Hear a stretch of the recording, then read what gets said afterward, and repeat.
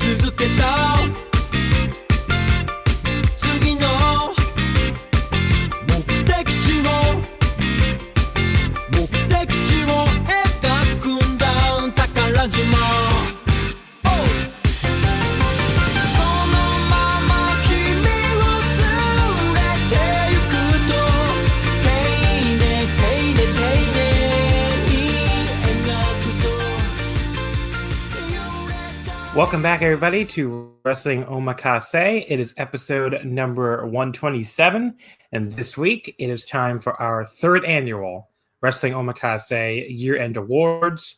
Of course, we're going to be talking about the best and worst from 2019.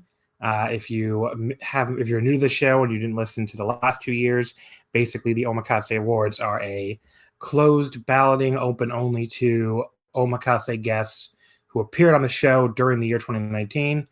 This year, I believe the final number of voters was 35, which was not quite every guest, but, some people...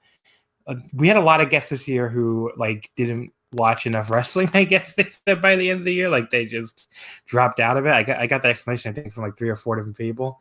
So I guess 2019 was a rough year for them. But pretty much everybody else voted. So that's good. And I'm going to have the full results in a... post on voicesofwrestling.com probably a day or two after this goes up. But the point of the episode is my 6 different guests here, all who, of course, appeared in 2019 and all of who voted. They all did their ballots, so they're going to give me their picks for best and worst. I'm going to give you my picks after that, and then we'll reveal at least the top 3 for in the overall awards tally. Other than that, pretty straightforward, I think. And then if you want the full top 10 and honorable mentions, you can check on voicesofwrestling.com within a day or two. All right, so let's start introducing guests. First of all, returning to the show from the critically acclaimed WWE Year in Review episode, Mr. Kelly Harris. Hello, Kelly. John, I'd like to thank you for once again having me on to promote my telethon to raise $7,000 so I can buy one of those Fiend belts, cut a hole in the mouth, and put my dick through it like a tongue. Previously, I've raised $5, and we're getting there. So thank you. You raised $5? Really? Yes, our own Suit sent me $5. That's incredible. No, Suit didn't send me $5. Okay. It's a lie. He's on here to dispute my claims anyways. So. I should have picked someone that wasn't here. Yeah, you should have been like Gerard did, because Gerard had to drop out of the show because he's sick. Get well soon, Gerard. It's only $6,995 to go to get my dream. Yeah, that's pretty cool. But yeah, thanks for coming on, Kelly. I still can't believe how much people like that stupid show of us complaining about WWE. I know. It's the best. Up next, just back from his stealth trip to Japan, Mr. Thomas Fishback. You just fucking dropped a tweet. You were on the show like a week before. You don't mention at all that you're going to Japan, and all of a sudden you drop a tweet like, "Yeah, I'm here in Cork Hall for fucking Big Japan or something." Or Basara. I don't remember what the fuck it was. But well, John, there's only one way to announce it in Japan. It's at a 0-1 show. Yeah. Of course. That was incredible.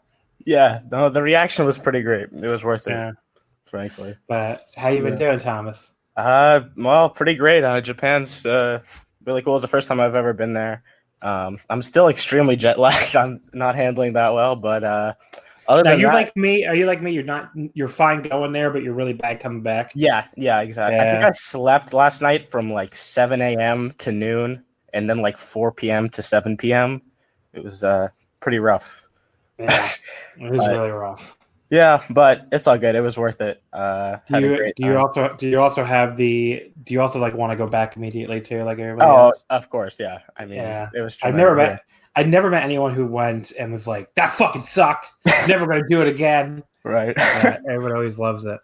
No, it's just such a great country too. Like even outside of the wrestling I saw, Yeah, just a beautiful country. Yeah. yeah. All right, thanks, Thomas. Up next, we have returning to the show, TJ. Hello, TJ. Hey, what's up, John? How you doing? Pretty good. What's going on with you?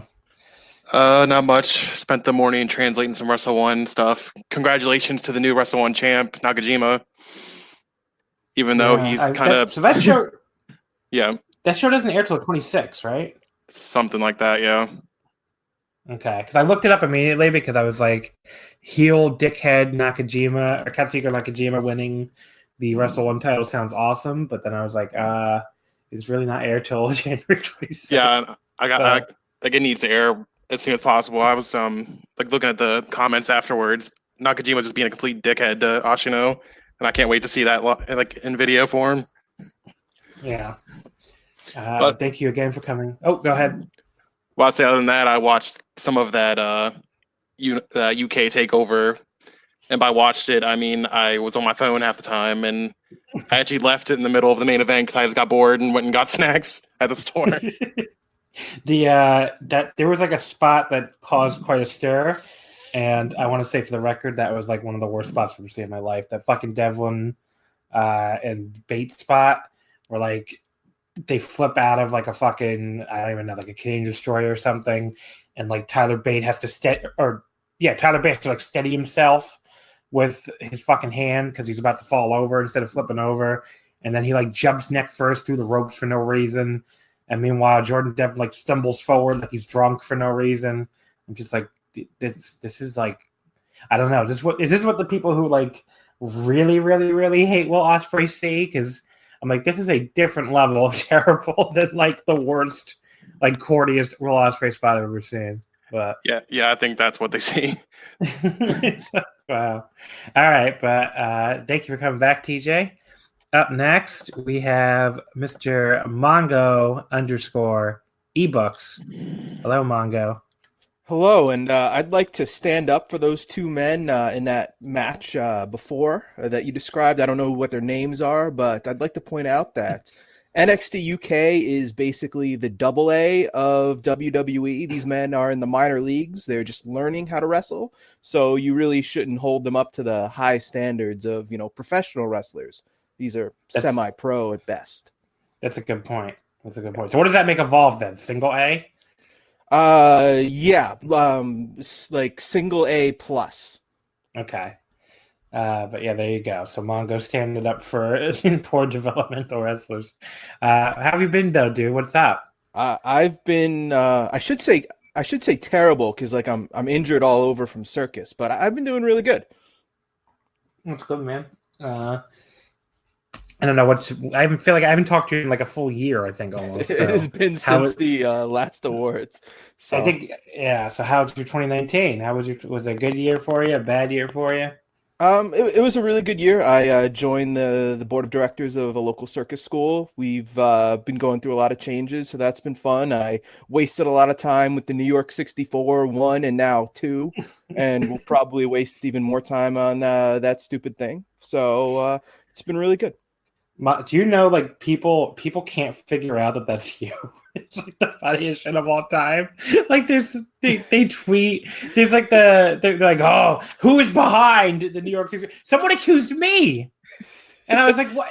It's very obvious. I don't even think the guy hides it. I'm like, what are you guys talking about? And they're putting their heads together, like, we're gonna figure this out. Who's doing the New York 64? Okay. You have been accused. Bix has been accused by multiple people. The HP Joker has been accused. I believe one other person has been accused. I mean, like everybody but the stupidest people in the world know who it is. But if you watch more than like 3 hours of WWE programming a year, you just can't figure it out. It's really incredible. Like I don't know, but what are you gonna do? But I yes, mean, thank you to Mongo, the creator of New York 64, the very elusive creator of New York 64. Someone like yelled at voice. Didn't someone yell at the Voice of Wrestling account about it and like say they were behind? I don't know. It's so weird. McLevy did yell at them. I don't think for being behind, maybe for being behind it, but he did yell at them for something involving it.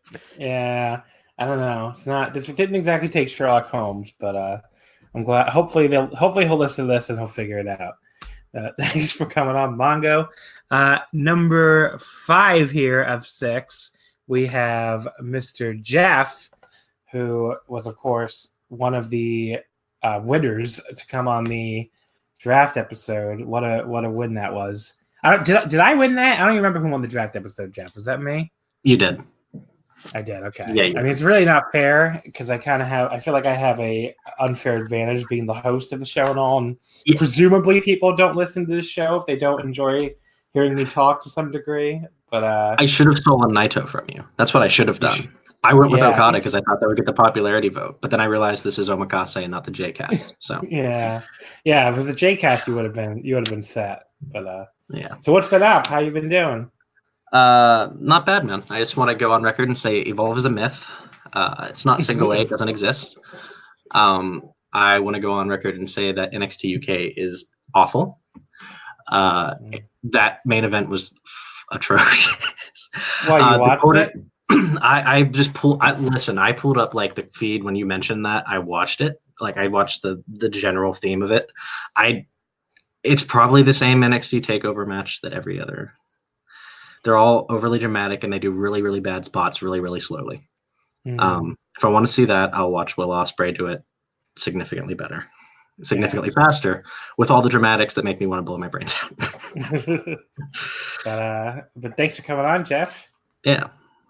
And the last one here, we have Mr. Suit Williams. Hello, Suit. Hello. I had myself double muted for a second. Double muted. How you been doing, buddy? I've been doing well. I just got recruited by the Nightmare Collective, so I'm going to think about that for a little bit. Did you see? Okay, I have to shout out that guy's tweet where he listed like all the AEW tables. Did everybody see that tweet? It was. It might be my favorite tweet in a while. I gotta. I don't think I have. He was like saying these are okay. I'm gonna give him credit. It's at Local Soundwave. He says the AEW stables are the Inner Circle, the Dark Order, Nightmare Collective, the Scary Squad, Spooky Crew, Death Watch, the Illuminati, Avenged Sevenfold, and finally, of course, Witches Be Crazy. So, yeah. Shout out to whoever at Local Soundwave is on Twitter. But that was my favorite tweet in a while. But that's a good one. They have a lot of spooky stables. He didn't even mention the Butcher and the Blade and the Buddy. Did he mention the Elite? He didn't mention the Elite either, but I don't know if that counts. They have a lot of stables. But hey, Suit, how are you doing? I'm doing well. I'm just catching my breath from that NXT UK takeover. I mean, I know we had to wait until after that show went off the air to start recording because I know you couldn't wait to see what was even on that show. Joe Coffey. You're asking the wrong person. I have no idea. But I'm sure there was a ladder match. There's always a ladder match on these fucking shows. So, but yeah, all right. That's enough NXT talk. Thank you, Suit. We're going to get into the awards here. First of all, the first thing I want to say, I've instructed everybody beforehand to spend a lot less time on the worst awards than we did last year. I'm going to try to blow right through the worst awards because I don't like being super negative, Sometimes I do, I guess, but not. I'd rather celebrate the best of the year than bury the worst. A lot of this is very obvious anyway, but so we're going to blow right through some of these. Worst weekly TV. That is our first category. Give me your picks for worst weekly TV, Kelly. What would your one pick? Because these are category based. It's only one vote per person. So Kelly, as Andy Labar would say, Suit, how's Raw? That's your worst weekly TV show. All right. Give me your pick for worst weekly TV, Thomas. Well, John, how's Raw? I don't know because I don't watch it. TJ, give me your pick for worst weekly TV. How's Raw? Once again, another Raw voter. Mongo, what did you vote here for worst weekly TV? I'm a contrarian, so I went with SmackDown, even though I've never watched either, or NXT. So kind of guessed. Jeff, what did you vote here? Worst weekly TV show? I wanted to go with AEW, but I would be lying to myself, even though I think it's pretty atrocious too. So I'll go with Raw because I haven't even watched it. And Suit, what'd you give to worst weekly TV? I gave it to Friday Night SmackDown because theoretically, that's their A show. So, worst weekly TV, I also voted SmackDown, and because it's mostly just because, contrary to the running joke in Slack, I really didn't watch Raw at all this year, but I did see SmackDown a number of times, mostly because I visit my dad on Friday nights, and there's nothing else to do at his house other than watch Friday Night SmackDown. And folks, let me tell you, this show fucking sucks. It's really, really terrible. Like almost incredibly atrocious. Huh? You could just go get mugged. It's a much more exciting hobby. It was really, really, really bad. But yeah, so I also voted for SmackDown. I couldn't believe how atrocious it was at times. And the final tally, the NWA Power came in third with 4 votes. SmackDown came in second with 10 votes. And Monday Night Raw picked up the victory with 17 votes. So there's your worst weekly TV. Worst major show, Kelly, what is your vote for? Of course, this would mean anything except an episode of a TV show. So what did you vote for worst major show, Kelly? Even though it has a match on it that I really do like, it was dragged down so much by the end, I had to go with Hell in a Cell. Thomas? I wrote Halloween Blood Money Show. I don't remember the actual name of it. I think that one was, let me tell you right now, it was Crown Jewel. All right, that one. TJ? I wrote one of the Blood Money shows. Just pick one, but now that I'm thinking about it, I'm going to pick whichever one didn't have Kane and Brock on it, because at least that was fun when I watched it on Twitter. I think I may have given your vote to Crown Jewel, which was Kane and Brock, but because they were like tied, and I think I was like, well, let me just give it to the one I think was worse. But either way. Mongo? I didn't actually watch this show other than GIFs, but I'm going to go with WWE Super Showdown because Goldberg got injured. There was a 25-minute Randy Orton versus Triple H match. That does sound like hell. And a 51-man battle royal where the last 2 people were apparently Mansoor and Elias. So it sounds like a bad show. Yeah. And Jeff, what'd you vote for worst major show? Well, I should have voted for one of the Blood Money shows, but I voted for Hell in a Cell because I couldn't think of anything. And I don't watch WWE at all. Suit, what'd you vote for worst major show? I completely disregard the Saudi show, so I went with TLC, which I reviewed on the website. Yes, I don't know why you did that, but you did. I voted for worst major show. I don't remember what I originally picked. I picked some WWE show, but then Taylor sent his ballot in, and one of the, shout out to Taylor, VOW contributor, and one of the benefits of running the damn thing is I could always change my vote. So I changed my vote to this because I realized after he sent it in, I'm like, wow, this actually was the worst show I probably sat through the entire thing of versus these WWE pay-per-views that I probably watched, a few matches of and never saw a whole show of. So I voted for WXW America is Wonder Bar, April 4th at La Boom.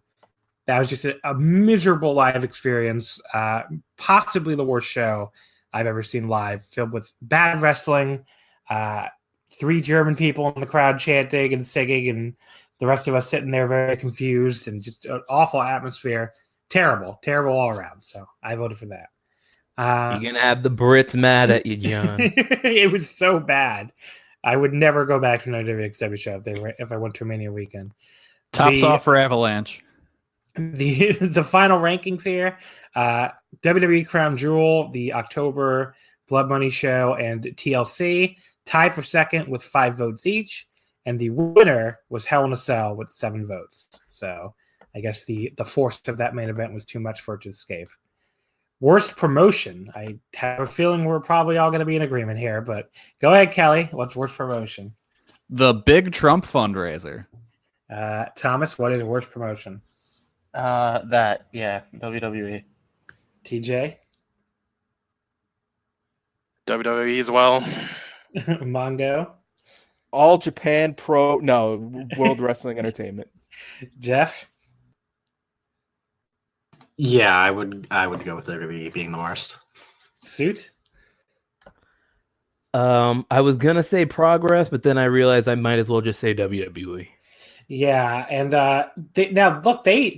they didn't quite run away with this to the same degree as they did last year, and that's because there was at least one of the promotion people really hated this year. So number 2, Ring of Honor, 7 votes, which is a pretty good showing for a non-WWE promotion compared to last year. But yes, first place, WWE, 24 votes. So they still ran away with it, just not quite to the degree they did last year. And that's who I voted for as well, of course. I mean, how could you not? They're just a completely awful promotion in every single way. Worst feud, Kelly? It's got to be Seth Rollins versus The Fiend. Yeah. Seth screaming and the fucking cartoon hammers and goddamn Saudi Arabia title change. Thomas? That's probably the right answer. I did not watch a second of that, though, luckily, so I didn't feel comfortable voting for it. I put Baron Corbin versus WWE's TV ratings. That's the second straight year that's gotten a vote, by the way. Really? Because I didn't vote in these last year. Yeah, so somebody else voted that last year. I remember that. TJ, give me your worst feud. I put Seth Rollins versus Twitter because I was tired of him arguing to people all the fucking time. And it got so bad that he had to turn heel because of it. Manga? I voted for Seth Rollins versus The Fiend because this featured the first match in WWE that I've watched in 3 years. And it was not the Hell in the Cell match. It was a random house show match from Puerto Rico that someone uploaded a fan cam of. And it features the same horrible lighting, another horrible non-finish, and them maybe killing their house show business in Puerto Rico because of it. So I'd have to say if they were doing this finish around their circuit on top of that pay-per-view match and that other match, yeah, well, easily the worst feud of the year. Jeff? Yeah, I went with Nomura versus All Japan Booking. I think he should be the star there. I don't know. I really like Nomura, and him jobbing so that Jake Lee can thrive is pretty atrocious. Well, Jake Lee ended up jobbing too anyway, so I guess we'll see what happens. Jobbing so that Jake Lee can job. Suit? Yeah. I went with Bray Wyatt versus The Miz because we didn't even get The Fiend. You just got Bray Wyatt. That was pretty terrible too, with like him leaving a doll and the Miz's daughter's crazy. And the Miz immediately turned heel. So what was the point of any of it? Wait, what? Yes, the Miz turned heel like 2 weeks after the feud was over. Yeah. It's like, oh, this man was harassed by this fucking monster and this weird ass fucking Mr. Rogers gimmick, and his daughter was violated. But anyway, he's a heel now. Boo. Not to mention The Miz is a god awful actor. Yeah. He's so bad. Yeah. At everything. I voted for Seth Rollins versus Baron Corbin. I don't really remember why I picked that over Seth versus The Fiend, but shout out to that feud, which was also quite terrible. So worst feud, I was the only one. So the only thing that got more than one vote, other than the obvious winner, was Rusev versus Lashley, which got 2 votes. And then Seth Rollins versus The Fiend Bray Wyatt was the runaway winner with 15 votes. So there you go. Worst match of the year. Let's go ahead here, Kelly. What was the worst match of the year? I bet you can guess what it is. Yeah. It's Seth Rollins versus The Fiend. The first From time from Hell in a we Cell. got, from Hell in a Cell. The first Just time we showed got the true Fiend experience. When we got the nice red mood lighting. We got a sweet big ol' hammer. We got lots of faces. We got him putting his hand in Seth Rollins' mouth after he lost the match. It was one of those unique experiences too, where the crowd like completely turns on everything. Yeah, Which is a like match. the only entertainment value left in WWE is how much can the crowd turn on everything. A match so bad it got Garrett and I to both independently of each other quit the Voices of Wrestling WWE reviews. Yeah. Thomas, what is the worst match of 2019? Well, frankly, I didn't feel comfortable voting for a match I refused to watch. So I put down Absolute Andy versus Bobby Guns from WXW March 9th. This is a match show. WXW on their big shows does a thing where the fans do dueling chants, but they do it for literally the whole match without stopping. And when I say literally without stopping, I mean literally without stopping. And so you get no momentum building to the finish because there's really almost no crowd reaction because everyone's too busy chanting, and it's just infuriating to watch. And I'm sure it was fun to be there live, but it was just so painful to watch. So that's my worst match of the year. TJ? I did not pick Seth Rollins versus The Fiend because I thought it was hilarious. I enjoyed myself watching it just because it was so fucking stupid. So instead, I was going to pick up either one of the Corbin and Rollins matches because those were all awful. But instead went for the intergender match from Extreme Rules, Becky Lynch and Seth Rollins versus Corbin and Lacey Evans. When this was in the middle of Lacey's big super push for no reason when she's still green as hell. But yeah, that was bad. So that's why I picked it. Mongo? Okay, so I picked the actual worst match of 2019, which was Super Raton, Super Muñeco, Super Pinocchio versus Rocky Santana, El Gallego, and Romano Garcia from January 14th in Arena Puebla.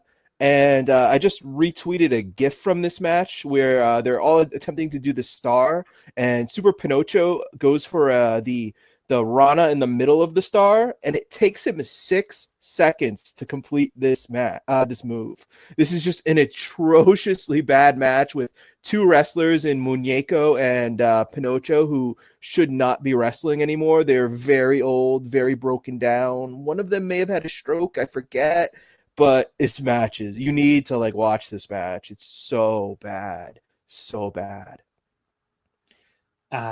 Jeff? Yeah, I didn't have any surprise picks. I went with The Fiend and Seth. That was pretty atrocious. Suit?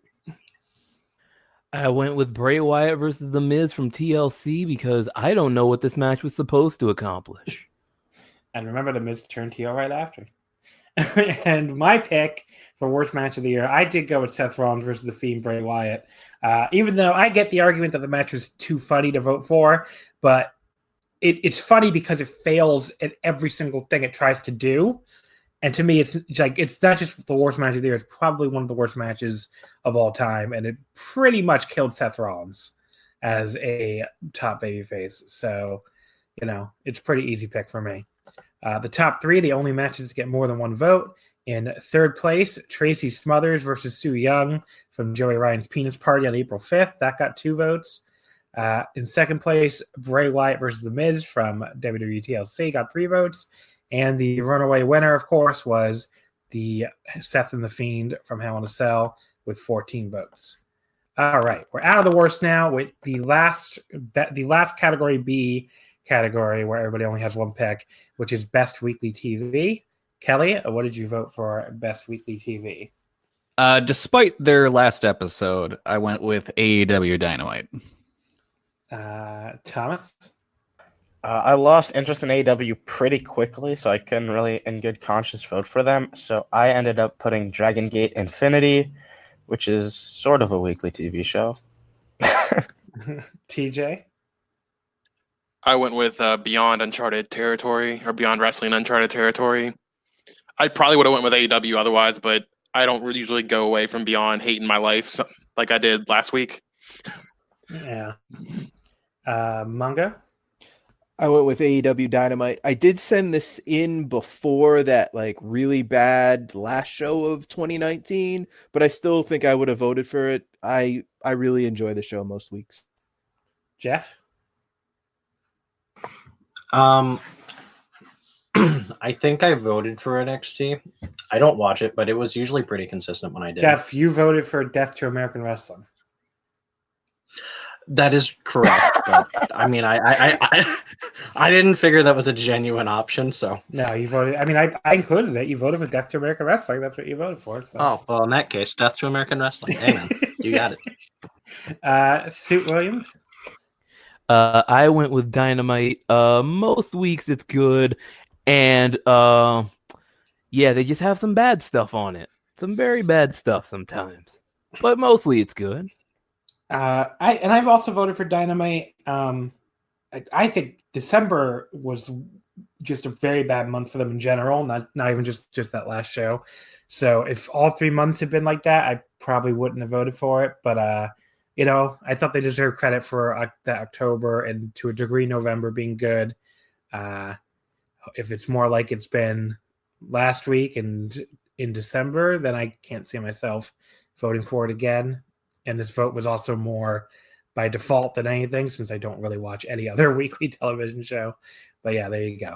And the final rankings here, NWA Power and Beyond Uncharted Territory tied for second with 3 votes each. And Dynamite finished first with 25 votes. So definitely an overwhelming one for Dynamite there. Okay. So now we're in Category A awards. So these are awards where everybody's being asked to pick a top 3. And then the points are awarded identically to the how the Wrestling Observer does it, where it's 5 points for first, 3 points for second, 2 points for third. So when I give the final results, you'll get point totals. And I will also tell you how many first place votes each thing got, and that is the tiebreaker in the case of any point ties, which got the most first place votes. So let's start with Best Major Show. Kelly, go ahead and give me your top 3 for Best Major Show. Hold on, I'm scrolling through my email. All right, there it is. Let's go. Number 3 was AEW Double or Nothing from May 25th. Second place was DDT Ultimate Party 2019 from November 3rd. And then first, I went with the New Japan Best of the Super Junior Finals from June 5th. My first place pick is definitely skewed by live bias. Like, there's no way I would have put that at number 1 if I wasn't there, but I loved that show in person. Like, it was so much fun. So really, I think Ultimate Party is probably my number 1, but Ultimate Party was really good.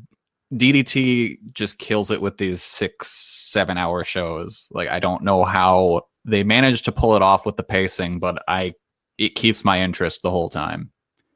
And then Double or Nothing was just a really good show, probably the best American show by far of the year. Yeah, I mean, I don't really know what else would even compete with it, honestly. Thomas, what was your top 3 for Best Major Show? All right, so number 3 for me was Wrestle Kingdom from New Japan. I think looking back, this was a lot better show than I remembered it, just looking at my star ratings. Now, there was some pretty shitty stuff on it, too. Like that Cody Juice match was just really awful. And then imagine a massive gulf between that and my top 2. And I went back and forth between these two for a while. My number 2, though, is Ultimate Party from DDT on November 3rd. And my number 1 is Peter Pan from DDT on July 15th. These were just 2 tremendous shows. It's already been covered a little bit, but DDT just does these big shows like nobody else.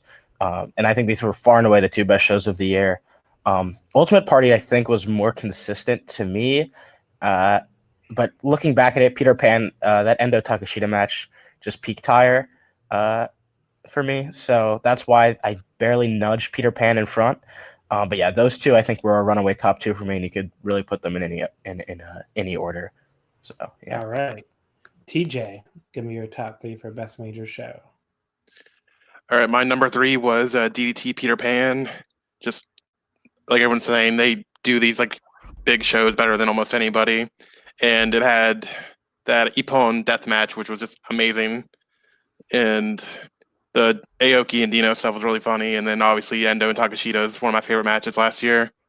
Second place was DDT coming to the USA. I was there live, and it was just one of the best wrestling shows I've ever been to live, but I haven't been to a whole lot. And then my number one was Ultimate Party. Again, like they were saying, DDT does the best big match or big shows of anyone. And like they were saying, I think Peter Pan did peak higher, but as a complete show, I think I enjoyed Ultimate Party more just because it had all the variety since all the new, different brands were a part of it. Right. Mongo, your top three. Okay, so there's a little bit of live bias here because all the shows I picked I was at live, but I enjoyed them the most, so they should be my top three. Number three is GCW Tournament of Survival 4. I have been to the last three Tournament of Survivals. They've all been excellent. This one seemed like it was going to be the best one until the main event where G Raver unfortunately almost died for the first time this year. But even with that happening, his first round match with Gage was excellent. There was an excellent Sakuda versus Cologne match, a G Raver versus Jimmy Lloyd semifinal, a crazy 6-man scramble, the absolute fun of my podcast partner Hulkamat not knowing that Sasuke would be there and losing his mind when we got into the building and told him that Sasuke was there. So it was just a super fun show. Number two, I don't think anyone else on the earth saw this show, but AAA invading New York. This was tremendous. They managed to sell out the theater. I mean, they sold out Madison Square Garden. Great show. Boring main event, but the Lucha Brothers versus LAX tag title match was fantastic. One of the best matches of the year. Cain Velasquez put on another great performance in the semi-main event before going into retirement. There was a bunch of other fun matches on the show. Really, really great show with an incredible environment. Loved the show. And then number one, I guess this would be kind of controversial, but the G1 Supercard show was also there live. I thought this show was incredible. Like one of the best shows I have ever been to, like level good.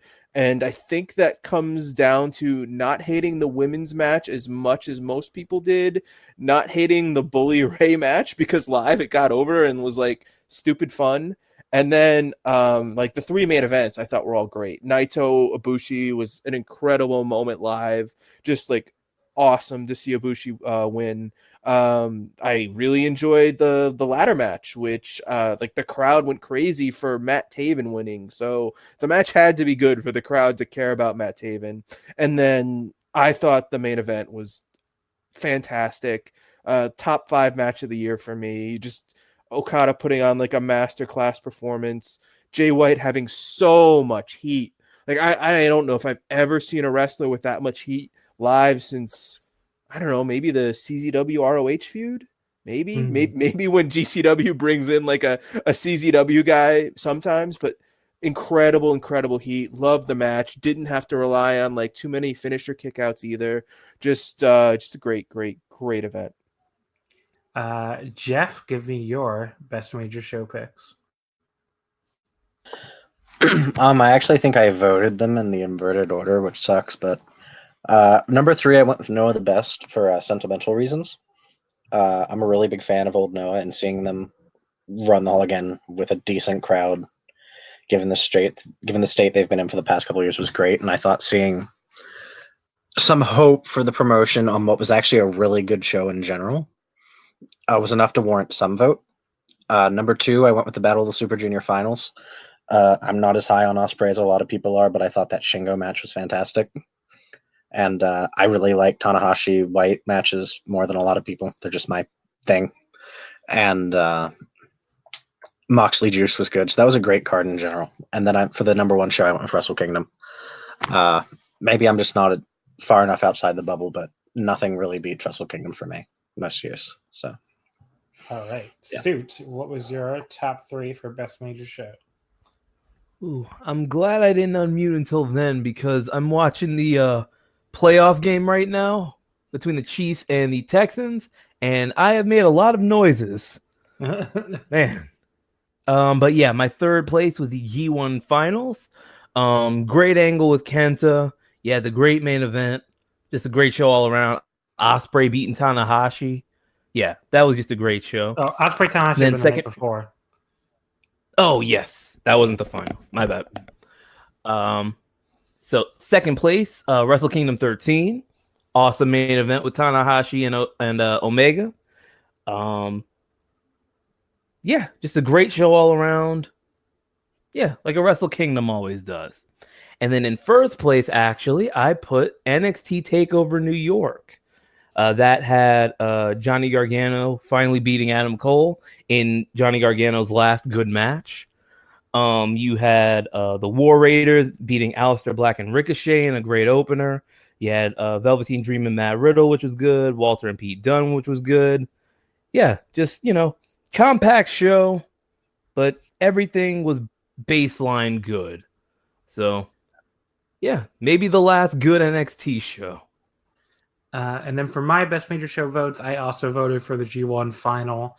And third, I just thought it was a really fun show featuring obviously the Kenta angle, which I think is the best angle, not just this year, but maybe in years and years, the Kenta turning on Shibata angle, plus a really good final with White and Ibushi, plus a great little semi-main with, the Okada tag and a cool little thing with Suzuki pinning Okada to set up the Royal Quest match. So I just enjoyed that card a lot. So that was my third place vote. And then second place, I gave it to DDT Ultimate Party. And first place, I went with Wrestle Peter Pan. Others have already talked about this, but these are DDT just does the best super cards. And I liked Wrestle Peter Pan a little bit more, but again, they were very, very close. The final rankings, the third place went to the Best of the Super Junior final with 40 points and 5 first place votes. Second place went to AEW Double or Nothing with 42 points and 5 first place votes. And first place went to Wrestle Kingdom 13 with 46 points and 5 first place votes. So very, very close there. And then I think what happened with the DDT shows, unfortunately, is they all split the vote because they were 4th through 6th was all DDT, with Wrestle Peter Pan got 29 points. DDT's Coming to America got 29 points, and Ultimate Party got 27 points. So that was, all right there, all in the middle, 4 through 6. Let's see. Up next, best promotion.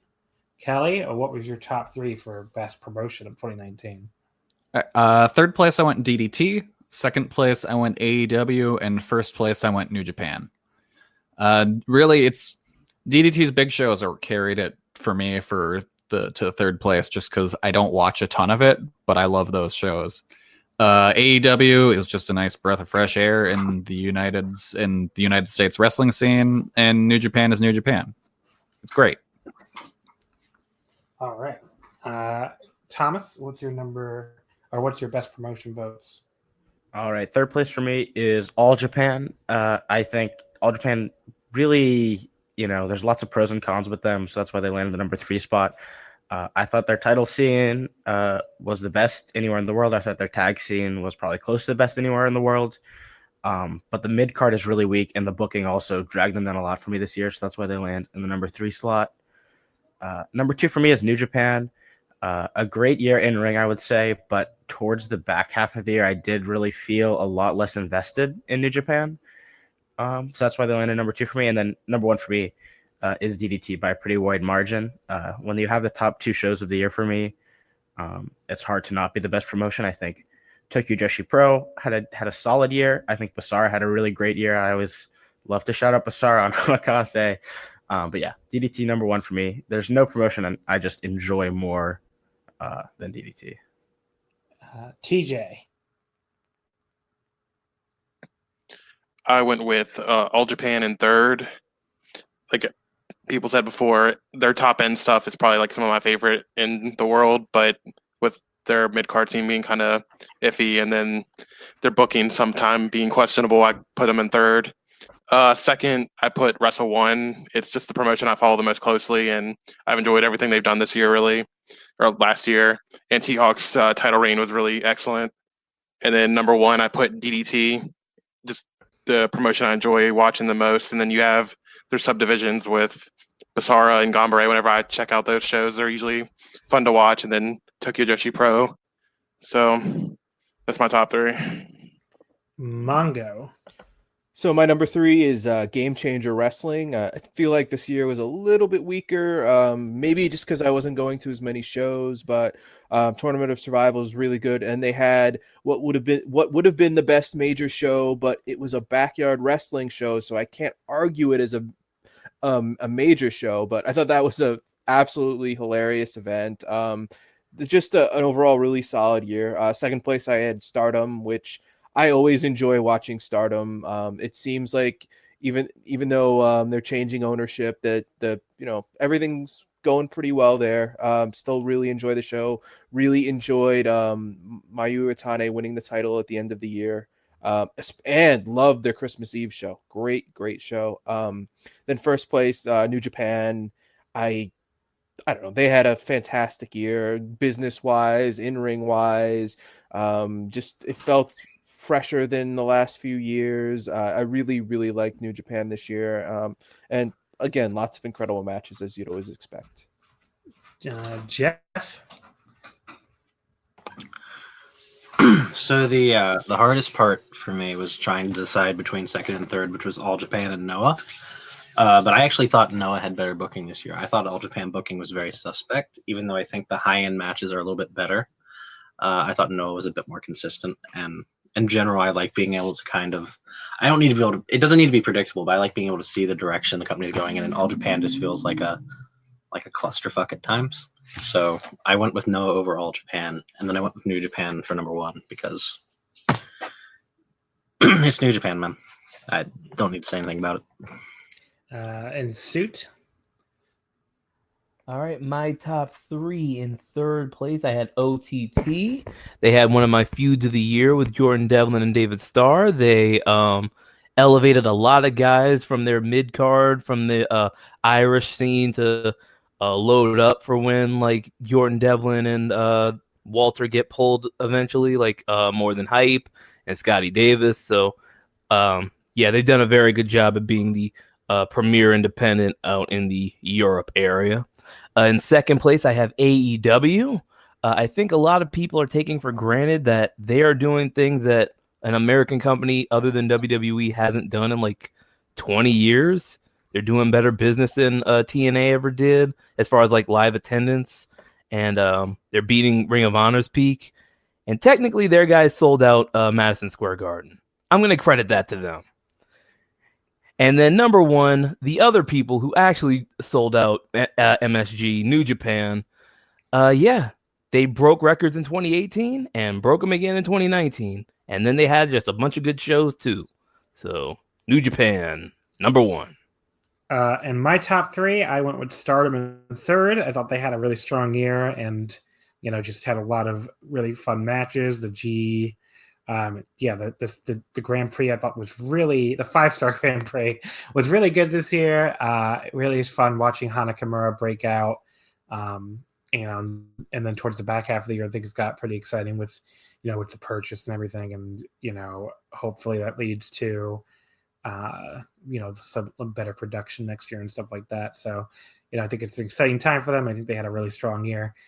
Second place, I put DDT. Last year I had them. Well, I think the last 2 years I had them first, and I think the bigger drop off here for me wasn't the main roster; it was Tokyo Joshi, which I think went from maybe my favorite promotion overall in 2018 to just a promotion I still like, but definitely wasn't at that level.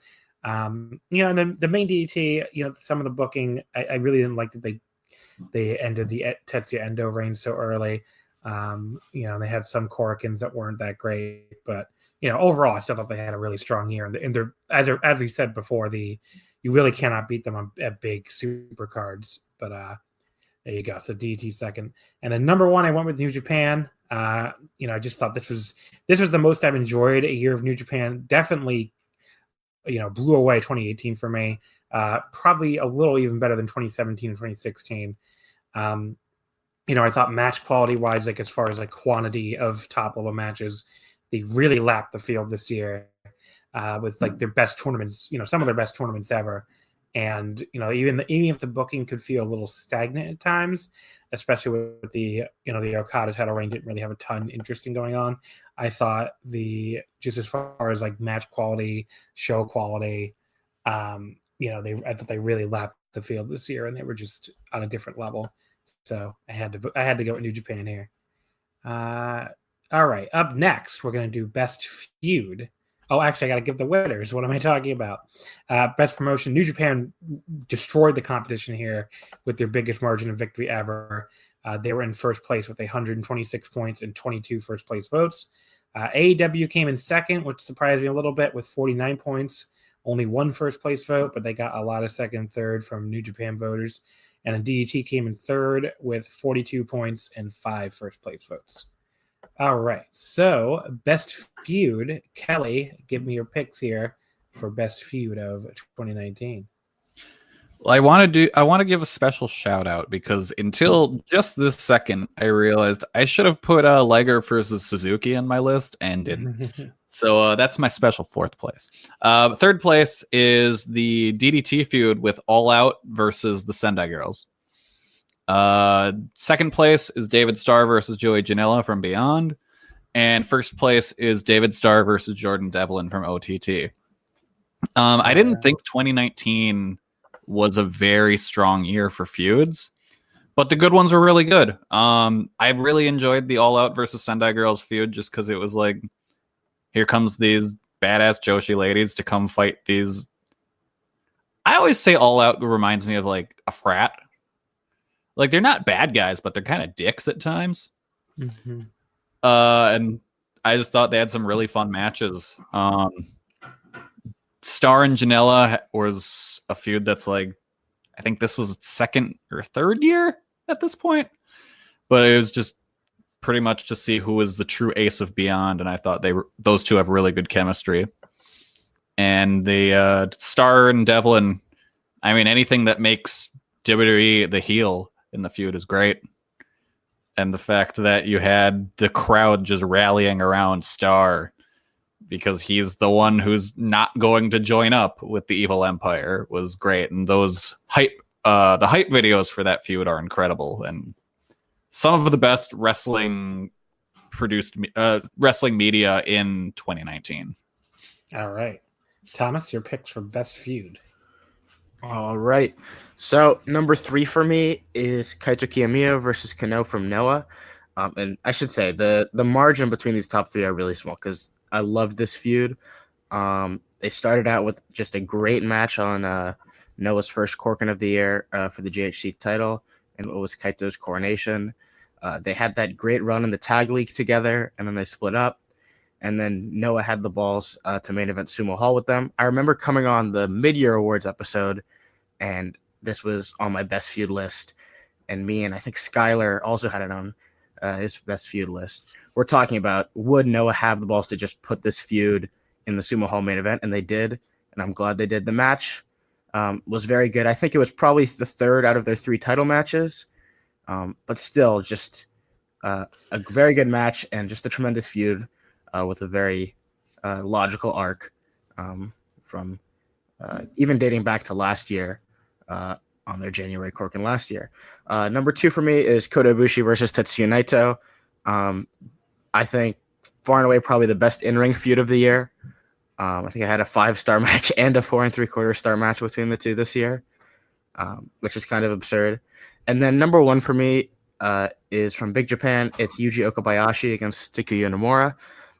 Big Japan's booking, gets shit on a lot, but I think this was one of the times they got it right. And I was on the Miscellaneous Puro year interview a few weeks ago, so I won't go too in depth into this feud because I kind of already did on that show.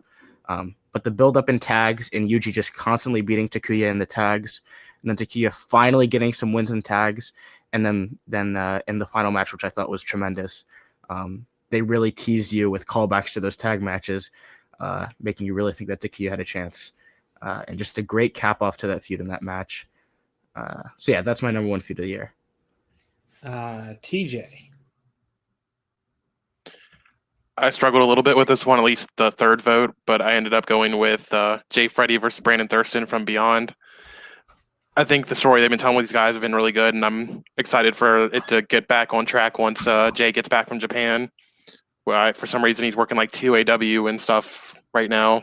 But Anyway, How can second 2AW afford to fly anybody in? What the fuck? Well, I think he flew in specifically for Ikemen's like last produce show in Japan, and now he's just working 2AW and other stuff while he's there. For some reason, Wrestle One isn't booking him, but I don't know what the deal is with that. But I think he's been staying in the dojo while he's there. But anyway, my second place vote was Ibushi versus Naito.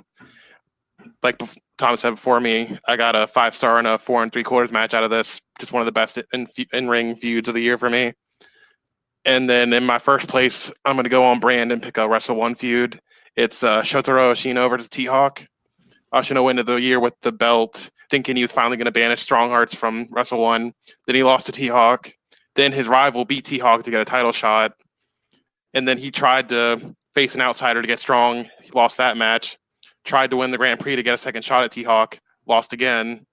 And then he managed to get the tag titles. But then in the tag league, in the very first match of the tag league, Ashino and Kodama lost to T-Hawk and Irie. But then finally, at the end of the month, in December, and one of my favorite tag team matches of the year, just made tape on Friday, Ashino was able to beat or defend the tag titles against T-Hawk and Irie, with Ashino tapping out T-Hawk. So as a year-long story, I really enjoyed it a lot. I want to say really quickly for both of you saying Naito Ibushi was 1 5-star match and 1 4 3/4-star match. You're both wrong. It was 1 5-star match and 2 4 3/4-star matches. So I can't remember what I gave the third match. I know I gave 1 5 and 1 4 3/4, but I can't remember what I gave I think it was the first one. Yeah. I can't remember what I gave it.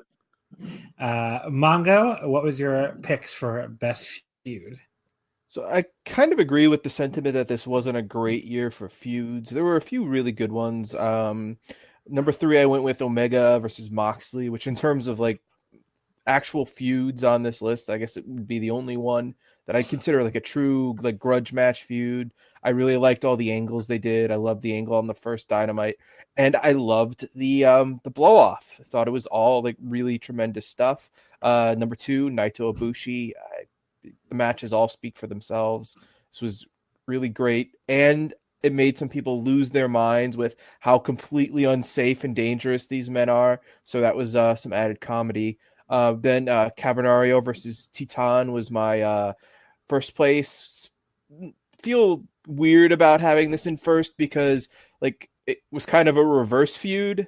They've had great matches for years and years and years. They've been rivals, but they had an incredible match in February. They interacted a bit on the Fantastica Mania tour, and they had the random multi-mans that you'll see in CML all the time after, and ended their real interactions in the first half of the year by winning the Incredible Partners tournament.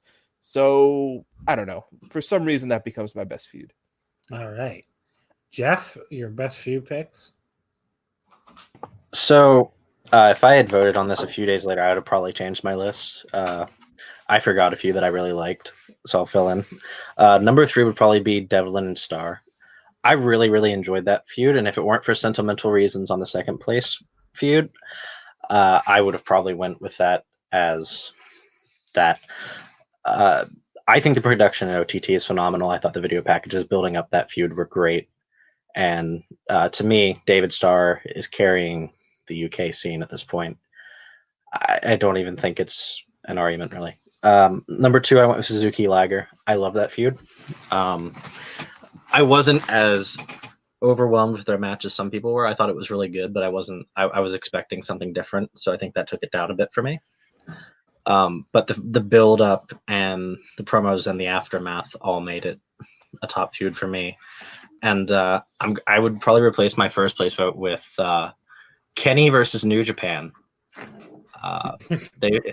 Or Kenny versus Harold May, because they've been going at each other.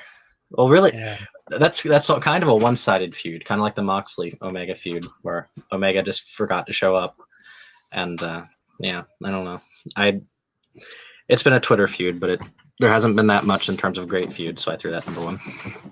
Suit, what'd you have for best feud? For best feud, third place, I have Cody versus Chris Jericho. Some of the best segments AEW's had so far on Dynamite. Match at the end was very good. Yeah, and like a nice little first staple feud for the company. So good stuff there.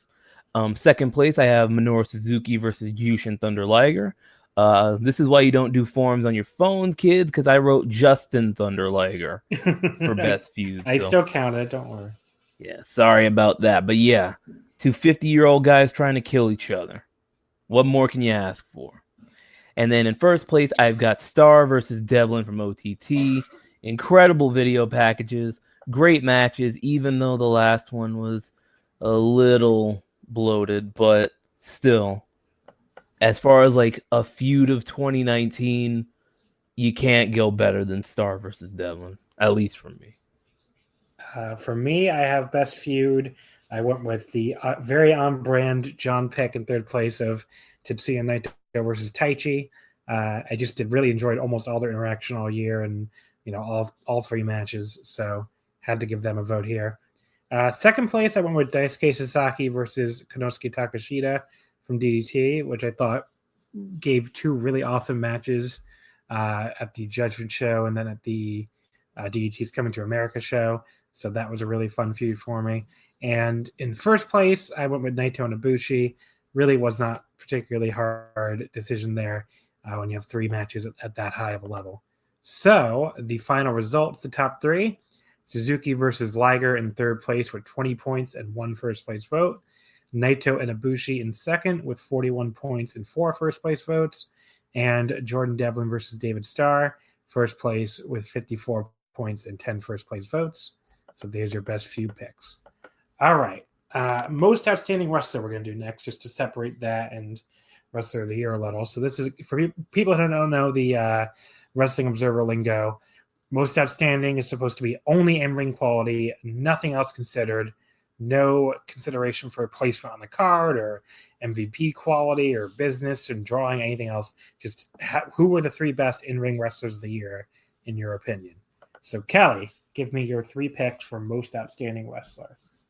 All right. Number 3, I went with Ben Kay from Dragon Gate. Number 2, I went with David Starr from the American and UK Indies. And in first, I went Will Ospreay, and mainly for his New Japan work. Ben Kay is a guy who I didn't really watch a ton of Dragon Gate this year, but every time I did, he totally blew me away. David Starr, as it was said earlier, he's carrying the UK Indies and to an extent the US Indies. And Will Ospreay just has real good matches all the time. All right. Thomas, your top 3 for most outstanding.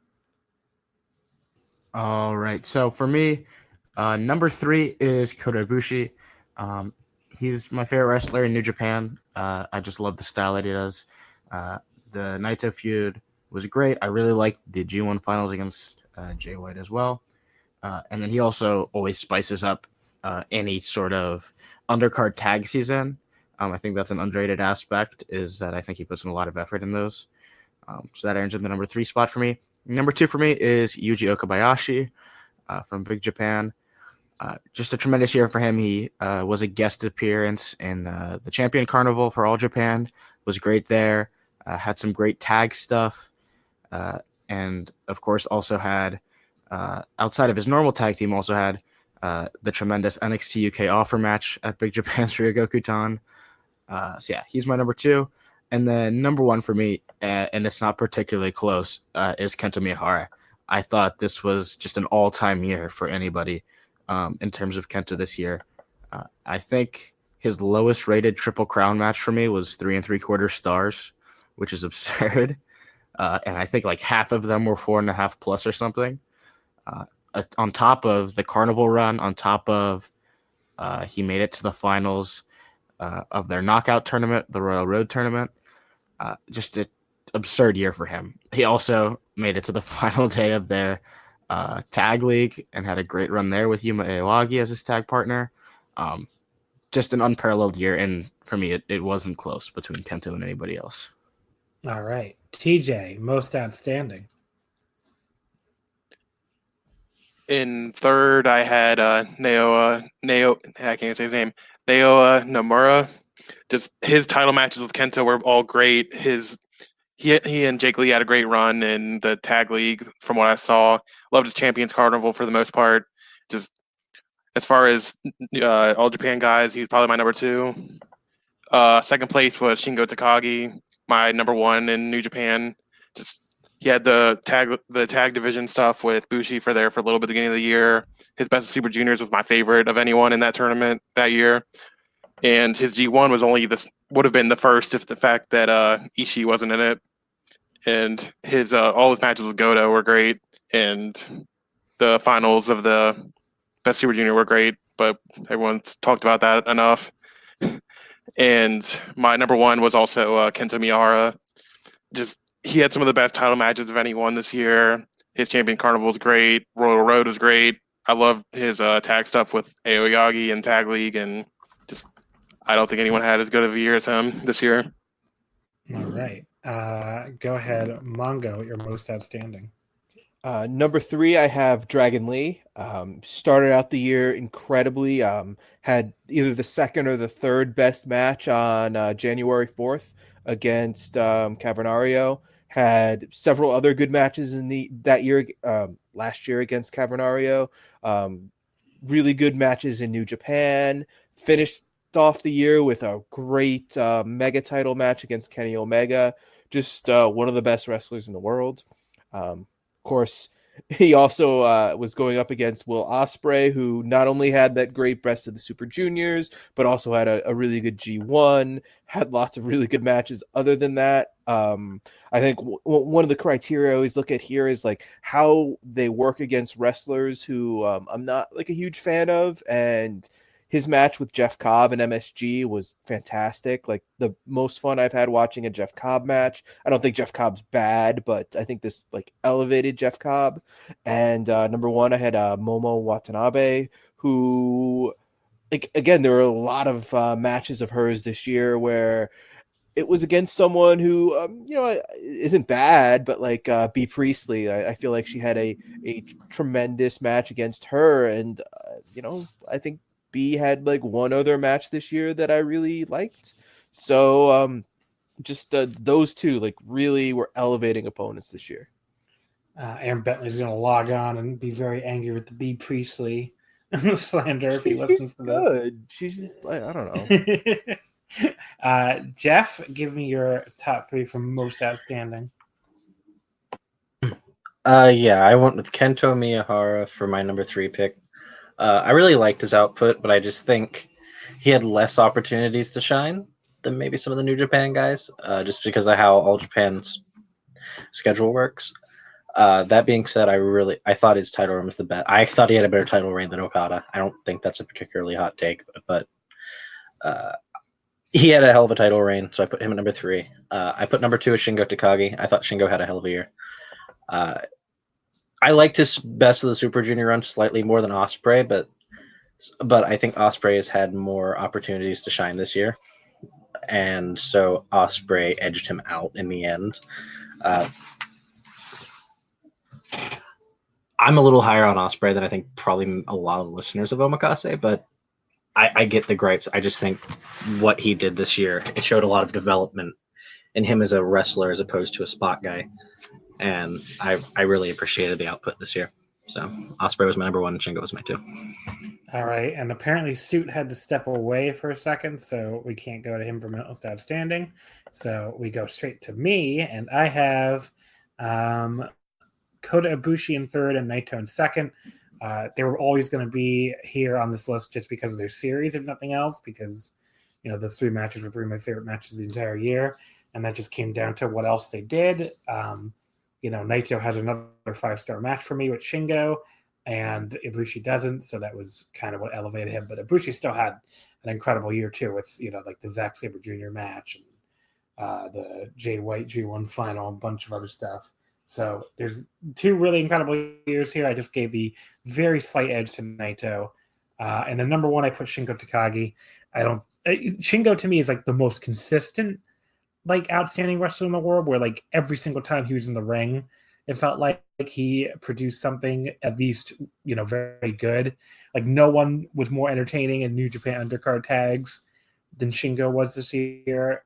Which if you watch a lot of them, you very much appreciate having a guy get in there and really, make something of these tags that can get very monotonous otherwise. And he had, like I said, he had a 5-star match with Naito, incredible run in the G1, and an incredible run in the Best of Super Junior too, which, that whole undefeated thing really helped elevate it. So those two tournaments together are what really puts him on the top for me. And I just think even the junior tag stuff was awesome. So I just think he had an incredible year from start to finish, and very easy number one pick for me. As far as the voters as a whole, they did vote for Will Ospreay pretty overwhelmingly here, with Will Ospreay winning in first place with 116 points, 21 first place votes. Shingo Takagi, a very strong number 2 with 51 points and 2 first place votes. And then number 3 was Tomohiro Ishii with 25 points and 2 first place votes. But Kento and Ibushi are both very close. Kento was 2 points back, and Ibushi was 3 points back. So almost got that into that top 3. But Ishii gets third place there. All right, so let's go ahead. Oh, Suit is back. Suit, why don't you give me your most outstanding wrestler picks real quick? Most outstanding. Let's scroll up to that. Third place, Tomohiro Ishii. I feel like that's kind of just chalk right there. Second place, Shingo Takagi. He had a great Best of the Super Juniors and a great G1. And then most outstanding, first place, Will Ospreay. Well, that was perfect because you picked the exact top 3. There we go. Apparently you're a Suit Chalk Williams, but yeah. Man of the people. So that's most outstanding. Best tag team we'll do next. We only got 3 left here. Best tag team, match of the year, and wrestler of the year. So I'll save match of the year and wrestler of the year.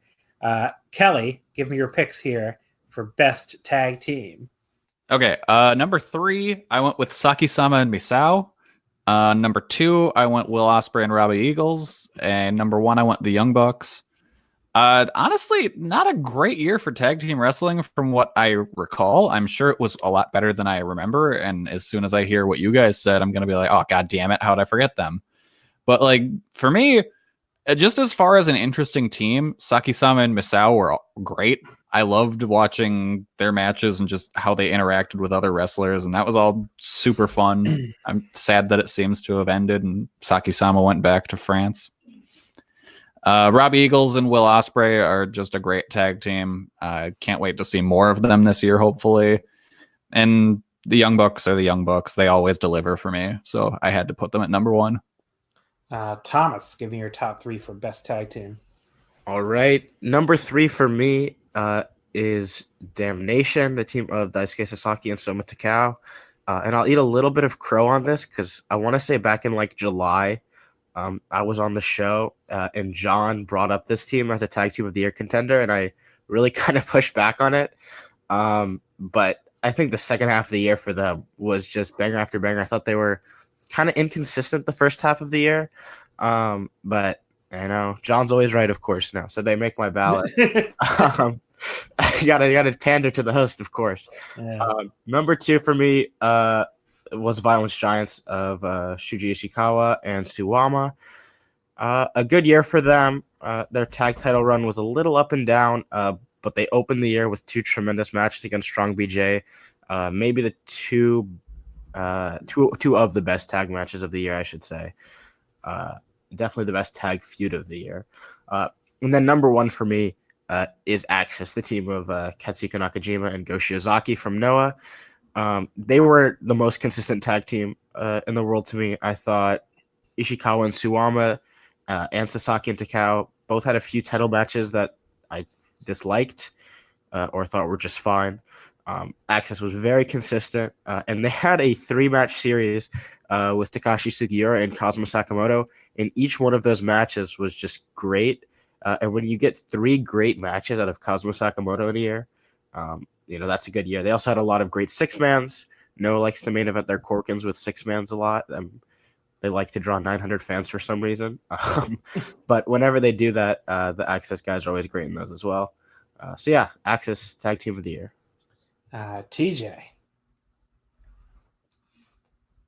Say my number 3 was Miyuki Takase and Himeka Arita from Actress Girls. I started watching a lot more of like less popular Joshi this year, and Takase stuck out like a thumb to me. It's one of my favorites. And her and Jumbo are just an awesome team. I really like them. Like whenever they have a match, I definitely go out of my way to check it out. Number 2 was Enfants Terrible, Shotaro Ashino and Yusuke Kodama from Wrestle 1. They've been a regular tag team since about August, but since winning the titles, they've had one of my favorite tag title reigns of last year. And then number 1, I picked Axis for all the reasons said before, so I don't need to go too into it. All right. Mongo, give me your top 3. So, number 3, I have the Young Bucks. Again, just another great Young Bucks year. I thought maybe not quite as high level as some previous years, probably because they barely wrestled the first half of the year. Number 2, Proud and Powerful. 2018, I thought they were, good, maybe not great. 2019, they were certainly great, capping it off with that awesome match at the AAA MSG show, and then some really, really great matches against the Young Bucks in AEW. And then number 1, the Lucha Brothers, some great stuff in AEW, that great match against Proud and Powerful, LAX, whatever you want to call them. Just tremendous team. I really wish AEW would do more with them, because going to that AAA show that looked like no one was going to buy tickets, seeing how a sold out Madison Square Garden reacted to them, it feels like they could be big, big stars in this country, and they're dropping the ball. Yeah, I don't really get the way they push them either. That's one of the bigger complaints I have with that promotion right now. Jeff, what is your top 3 for best tag team? So at number 3, I have Roppongi 3K. I think they're criminally underrated at some points. Maybe not in this bubble, but in general. I think people, mainly like elite fans, like look past them and ignore the fact that they put on great matches with or without the Bucks. Number 2, I have Axis. When I've dropped into Noah this year, they've been putting on the best matches I've seen from the promotion, which is surprising for a lot of reasons. And just in general, Nakajima has really improved over the last few years, and it's nice to see him and Go have a good tag team going. Number 1, I have Violent Giants. I think they're the staple best tag team in Japan. I don't even think it's particularly close. Well, it's close this year, but in general, it's not. It's not usually close. So yeah, that was my top 3. My best tag team picks. I went with, in third place, Roppongi 3K. I agree with Jeff that they've somehow gotten underrated. I think people have kind of forgotten the bangers they had at the start of the year with, with Shingo and Bushi. Some of the really good stuff towards the back half of the year in the Super Junior Tag League. I thought, they were in a lot of my favorite Super Junior Tag League matches. But they if they had some more stuff in between, I think they would have been an even better tag team of the year contender. But I went with them in third. In second place, I went with Daisuke Sasaki and Soma Takao. Just like Tom said, I think they had a better second half than first half. But I like them all year long, so I went with them in second. So best tag team, number 1, I have Axes. I just totally agree with the other people who voted for them, that they were like just wire to wire the best tag team. Anytime I watched Noah last year, they were like the highlight for me. So I think they were a very clear best tag team pick, Nakajima and Go Shiozaki. So Suit is back. So Suit, give me your 3 picks for best tag team before I give the winners. Sorry about that. Had some connection issues there. So number 3, LAX. Number 2, Lucha Brothers. Number 1, Young Bucks. Honestly, I could flip any of these around and I wouldn't be mad. Just a solid year for tag teams. Nobody really stood out. And then the winners was ridiculously close here. From third place to seventh place was separated by 4 points, and Violence Giants takes third based only on a tiebreaker. They had 26 points and 4 first place votes versus Undisputed Era, who had 26 points and 3 first place votes. So Violence Giants pulls that one out. There's a big jump up to second where the Lucha Brothers were in second with 52 points and 8 first place votes. But edging them out the end for first is Axes, Shiozaki and Nakajima, who had 54 points and 7 first place votes. So congratulations to X's. Yeah, All right. good guys win one. So now let's go into a match of the year, our second to last category here. Kelly, give me your top 3 picks for match of the year. All right. Third place. I'm going with the only Iron Man match I think I've ever really loved. It's the Iron Man match between Joey Janela and David Starr from Beyond's American Rana in the end of July. Just a fantastic match. Number 2 is Cody versus Dustin Rhodes from Double or Nothing. If you love bloody brother versus brother matches, this is the one for you. And number 1 is Will Ospreay versus Shingo Takagi from the Best of the Super Juniors finals. The easiest match I've ever slapped 5 stars on. Loved it so much. Let's see. Up next is Thomas. Go ahead with your match of the year picks. All right. Unfortunately, I didn't have time to rewatch anything at the end of the year, but these 3 matches really stuck out in my mind. We could really put them in any order though. Number 3 for me was the NXT UK offer match, Walter and Daisuke Sekimoto against Yuji Okabayashi and Yuji Hino from Big Japan's Ryogokutan on November 4th. Just 4 guys hitting the shit out of each other. Number 2, Suri versus Meiko Satomura from Sendai Girls, April 16th. The classic story of the veteran against I don't know how old Suri is, 23-year-old. So they were building Suri up for a title shot at the time. Just a tremendous match. I mean, the furious pace, I think, John, it was you that was talking about this match, it just felt like such a struggle in a way that really I think only Joshi matches really encapsulate. I really loved it. And then first for me was Tetsuya Endo against Konosuke Takeshita from DDT's Wrestle Peter Pan on July 15th. Just in terms of a fast-paced, spotty sort of match, I think this is pretty much as good as you can get. Like I said, these 3 matches, I could really put them in any order, and they're all kind of a little different. So I'd strongly recommend anyone that hasn't seen them to check them out, given that they're actually all 3 from pretty smaller promotions. But yeah, those are my top 3. All right. And let's see here now. TJ, what's your top 3 for match of the year? My number 3 pick is Kota Ibushi versus Tetsuya Naito from Dominion. I'll let John talk about this because I'm sure it's on their list. It's not actually. It's not. Yeah, it missed my top 3. I think this was the best in their series, and it was. I can't really describe it. Really, it's one of my favorite matches this year. Second place was Konosuke Takeshita versus Tetsuya Endo in July at Peter Pan for DDT. This was probably one of the matches I was most invested in this entire year because I loved Endo's reign, and I knew in my heart Takeshita was going to win, but I didn't want it to happen. And usually I'm not a huge fan of super long, longer matches, but they kept me entertained the whole time. And then my first place vote is T-Hawk versus Shuji Kondo from the Wrestle One May Korakuen Hall show.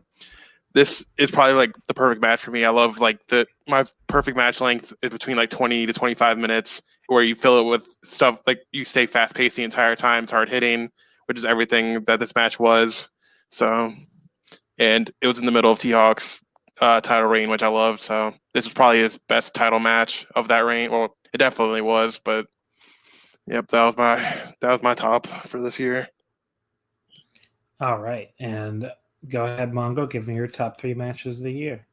So number 3, I have Virus versus Metallico from CMLL's Juicio final. This match looked like it was going to be a cluster leading in. It's a retirement match. Career versus career that looked like it was going to be on a nothing Sunday show, but they ended up putting it on a major event. And this completely overachieved. Metallico has been doing nothing but opening match comedy in CMLL for the last couple years. He does 0 moves, and in this match they did all of the moves. I mean, Metallico did dives that I haven't seen him do in ages, where he just crashed and burned on the floor, moonsaults, all sorts of great chain wrestling and mat work. And I mean, like, the match goes like almost half an hour and ends with a Gory Guerrero cop kill, a Gory special cop killer, and the virus stretch to get the fans throwing money in the ring. Metallica retires. Very great. Like, it was one of those matches that did feel like a struggle, not because intentionally, but because they're both old and not as great as they used to be. In Metallica's case, who knows how good he ever was. But it just looks like two old guys like really trying to save their careers. Number 2, I have John Moxley versus Kenny Omega. I'm surprised how much I like this match. I don't know. It was great. It actually felt like a death match. I don't care if the giant Caribbean spider web barbed wire whatever wasn't like real barbed wire. If it was, they used enough actual barbed wire and enough crazy weapons, and they like kept building like an American death match will, where you start out with minor deathmatch weapons and then you start doing crazy spots and you just bring out crazier set pieces and you do like wackier stunts. And in the end, you tear apart the ring. And in this case, you're exposing the wooden boards, and Kenny crashes and burns on that Phoenix Splash, which was crazy. Number 1, I have Titan versus Cavernario from February 22nd in CMLL. This match was incredible. For as much as you can make fun of CMLL for being outdated, for everything being 2 out of 3 falls, except for occasional singles matches that don't go 2 out of 3.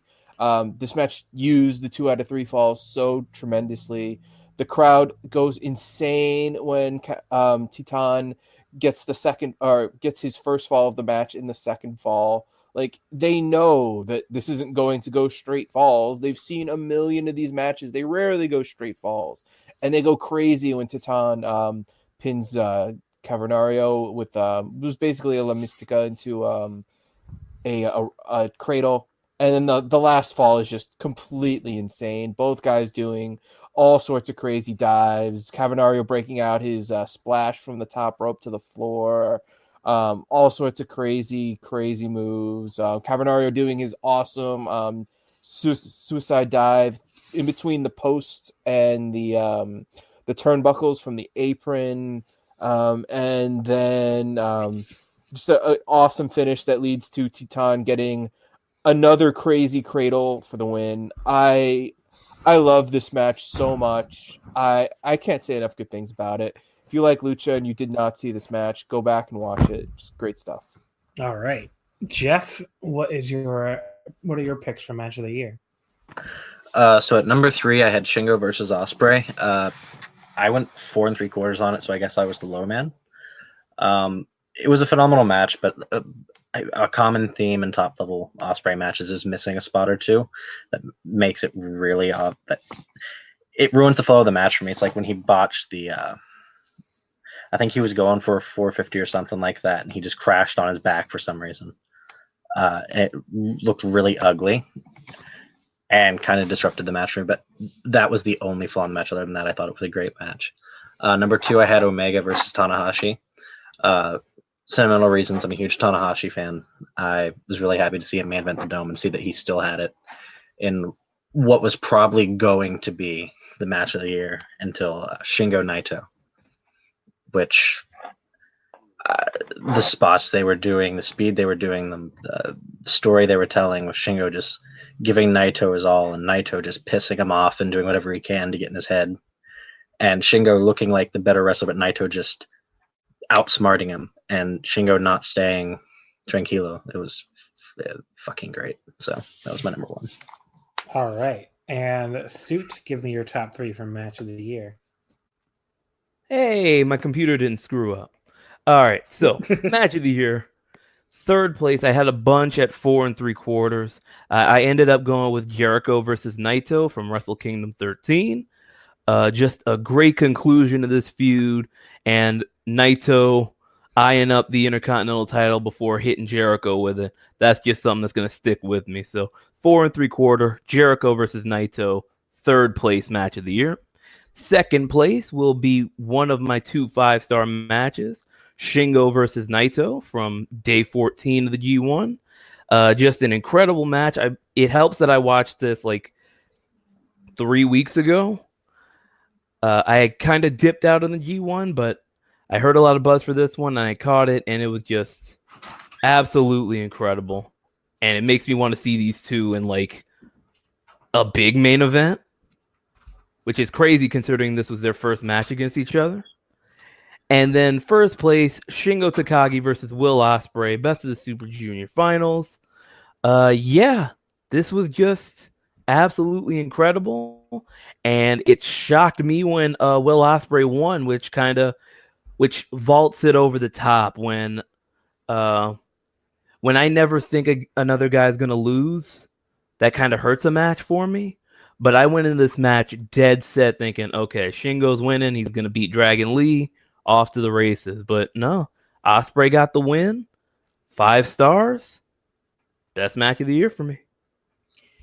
So for my match of the year, I had 5 different matches with 5 stars this year, which I think it has to be my new record because most years I have 2 of them.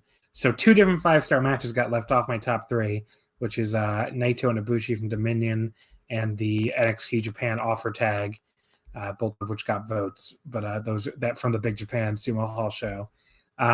So my actual top 3 here: in third place, Arisa Nakajima versus Nanae Takahashi from November 2nd in Seedling.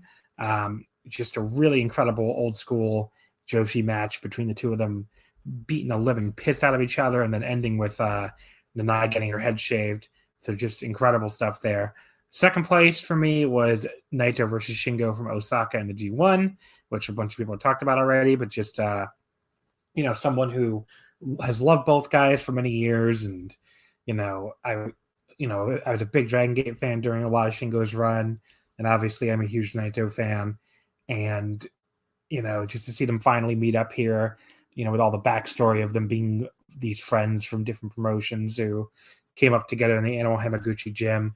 I thought it had a lot of hype for me, but it totally lived up to the hype, and I thought it was just an outstanding match. And then for first place, I went with Meiko Satomura versus Sarai from April 16th in Sendai Girls. To me, this was like the closest you'll get to like a Joshi version of that Shibata and Ishii match from the G1 in 2013, where they just came out at like full speed and just kept that going for the entire like 15-minute runtime, and just everything was perfect. Everything looked absolutely amazing. One of the best like all-out 15-minute matches you'll ever see. So I think this was the clear match of the year. The final results for match of the year here: Naito versus Shingo does come out in third with 20 points and 1 first-place vote. Barely edges out Cody and Dustin in fourth at 19 points. Endo Takeshita in fifth at 18 points, and Devlin and Starr with 17 points. So Naito Shingo takes the third place crown. Second place went to Omega and Tanahashi from Wrestle Kingdom 13, which had 22 points and 3 first place votes. And the overwhelming winner here was, again, Will Ospreay versus Shingo Takagi from the Best of Super Junior final with 71 points and 12 first place votes. So that takes us to our final category, Wrestler of the Year. It's supposed to include in-ring, but also MVP quality, drawing power, promo ability, anything else you want to include. So, Kelly, let's start with you again here. Give me your top 3 for the Wrestler of the Year for 2019. All right. Number 3, Tetsuya Naito. Number 2, Kazuchika Okada. And number 1, Will Ospreay. I feel like Naito and Okada are self-explanatory, but Ospreay at number 1 wasn't something I would have said unless I was at the Best of the Super Juniors finals, purely based on the fact that the Japanese fans lost their shit when Will said he was moving to Japan. I really think he's going to be a huge player in Japan going forward, and I think he already is. So that's why I put him at number 1. And just hit the year he had with Best of Super Juniors, G1, the junior title reign. Like, he had a nuts year for New Japan, and I really think he was the best this year. Yeah, even though I wouldn't vote for him, I do want to say, if you look, he signed like, I think they said a 5-year contract with New Japan or something, and like if he had the chance to, because I'm sure AEW probably wanted him, I think he made the complete right decision. Because like, can you imagine how lost in the shuffle he would be on that show, Dynamite every week? Like, I mean, where Kenny Omega is like lost in the shuffle. So I think he just definitely made the right decision for, as far as like standing out and being a top level performer for years to come. Yeah, 100%. And he's still young enough. If he wants to go to do that America run, he can do it at some point. But Thomas, give me your Wrestler of the Year picks here. Well, first, John, how can you expect AEW to have room for Kenny Omega? They got to give all the space to the Spooky Crew and all them. The Spooky Crew, Avenged Sevenfold, right? Of course. So Wrestler of the Year number 3 for me was Sari. There was nobody this year who, when a singles match dropped, I was more rushing to my computer to watch. This is someone that I had seen before, but has been kind of off my radar before this year and turned into the person that I was most excited to see. So that earned a spot on my list. And I will say the Shibata Ishii comp, I'm so glad you brought that up, John. I was watching that match last night. I watched that match so often. That's probably my favorite match of all time. And I had the exact same thought when I was watching it. That Miko match was insane. And then also the Hashimoto rivalry this year just barely missed my list, but they had a trio of great matches together, which for the Sendai Girls World title. It's a shame that Sari is retiring after this year. Yeah. Well, she's going out. She's going out on top. So right. Yeah. But yeah. Number 2 for me is Tetsuya Naito, the guy that I'm most interested in New Japan. Someone whose in-ring year I think is severely underrated somehow because of, I guess, Shingo and Ospreay. Because you got Dave Meltzer talking about how he's dying. Right. Which, although he did have like a fucking eye injury for like 6 months, as it turned out. So I don't know. To me, that makes it even more impressive. The man is doing that Shingo match and that Ibushi match and all that stuff in the fall with double vision in one eye. Yeah. What the fuck? But he got it fixed though, so that's good, I guess. No, yeah, right. No, but yeah, just a great year for him in ring, and then also, he's the biggest, merch draw in New Japan, and so when you're kind of holistically evaluating a guy, I think that bumps him up to number 2 for me, and then number 1 has to be Kento Miyahara for me. No one is more important to their home promotion than him. I think someone brought it up earlier. But the average Triple Crown match this year blew away the average insert any title in wrestling this year. I don't think that's particularly a hot take. His title run was just absurdly great. I think I was going through my notes, and the median Triple Crown match for me this year was 4.5 stars. So just an absurd year for Kento. And also, I'm not sure All Japan exists without him, so he gets the Wrestler of the Year for that alone, really. But yeah, I can't really praise him enough.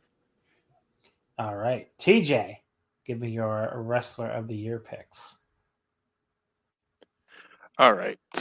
3rd place. I originally voted for Yuji Okabayashi, but I'm going to switch that right now because I don't think it's going to affect anything and pick the real New Yorker Tetsuya Endo with my 3rd place. Because when I'm sitting here thinking about it, I don't think any wrestler really entertained me as much as he did with his promos. His title reign was one of my favorites this year. Just his run in the DO this year was really good too. I'm so mad he lost. He was the MVP of the DO by like a mile because I watched all that stuff too. And yeah, like some of that stuff was very dry, but almost all of Endo's stuff is so good. Yeah, so he was definitely my favorite of that tournament, and I don't know about DDT drawings. I don't really. Him and Chris Brooks carried that tournament, and Chihiro was really good too. But Hashimoto was really good too. But it really made up for having to sit through all those Bull James matches. Yeah. Like I said, I'll go with the real New Yorker. 2nd place, I'm going to go with T-Hawk. I watched every single Strong Hearts match that made tape this year, and it made me really appreciate how consistent T-Hawk is as a wrestler. even though his top end stuff isn't as great as like some of the other people, even though I did give him like my match of the year, but he's pretty much consistently very good. And as far as him being the top guy in Wrestle One, they drew some of their best stuff in a while, like numbers in a while for Corkin with him up top, and it didn't really start to drop until the summer when it was getting close to when he was about to drop the title, and then it picked back up once he was in the main event with Ashino. So I think he's doing well as a draw for Wrestle One. And then my number one is Kento Miyahara, my top wrestler of the year in ring, and All Japan doesn't exist without him. Even if it's on a decline a little bit, I still think just the fact that him keeping All Japan going is a testament to how much he's needed for that company. All right. Mongo, your top 3 for Wrestler of the Year. Okay, so number 3, I have Caristico. He, in the last 3 months of the year, took the Monday Arena Puebla shows from what had been just dragging, just boring, lifeless shows for most of the year, and has made them great. He has been selling out or coming close to selling out almost every time he gets a match on top, and he has been tremendous in the ring. I tried to convince myself that the Sky Team plus Caristico should be one of my Tag Team of the Year nominees, but then I realized they hadn't really tagged that much. But he has been great in Puebla. He's like seriously single-handedly made that arena just like worth watching on Mondays.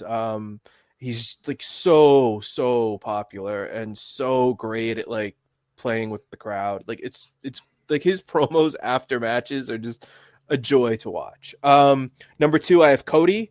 I feel like I've always been higher on Cody than most people since he left WWE. In that I've been like, hey, he's pretty good. He doesn't suck. Why is everyone saying his in-ring is like really bad? And then this year he proved that he was better than just pretty good because he's been having really great matches this year. And on top of that, it seems like he's the biggest business difference maker for AEW. I think in general, like that group or the brand or whatever it is, like sells the tickets, but it seems like he helps the ratings when he's on TV, and he does sell something. He does mean something business wise, where maybe like Omega doesn't in terms of American business right now. I don't know. Number 1, I have Mayu Iwatani. I think Stardom basically proved that they were going to be built around her this year by giving her the title at the end.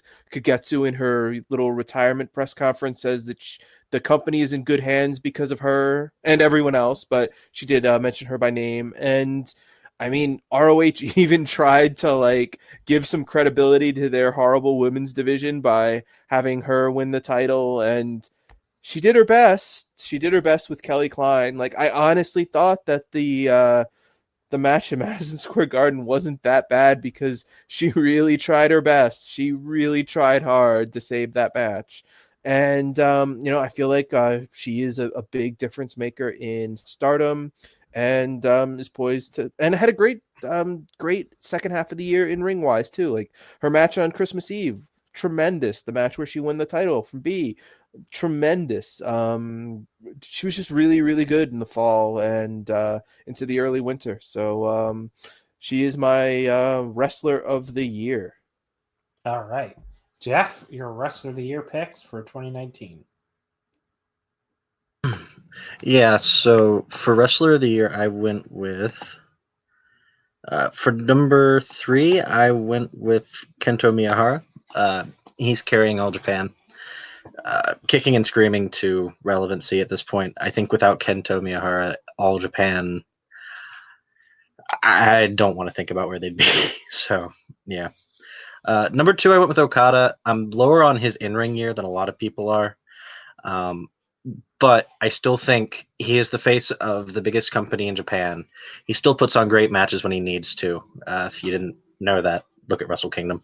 And I have a hard time not having him in this discussion, given drawing power, wrestling ability, and everything else. Number 1, I went with Naito. Naito is my favorite wrestler going right now, probably of all times. And I think his matches this year have been phenomenal.